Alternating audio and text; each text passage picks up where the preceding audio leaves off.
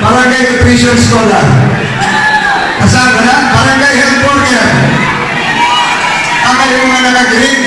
Alam niyo po, ang daming problema ng Pilipinas.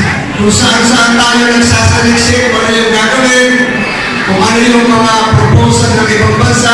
Pero ang solusyon po, nandiyan sa mga lokal. Ito pong tigdas.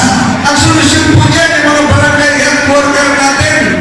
Kung yung mga barangay health worker natin, mag-house to house, pupuntahan ng mga BNS din. Kung malulusog yung bata, hindi po magkakatigdas, di ba? Ganon din po yung pag meron tayong disaster. Hindi na po tayo dapat maghintay ng tulong sa nasyonal. Barangay tanod lang po yan. Kung ang mga barangay tanod,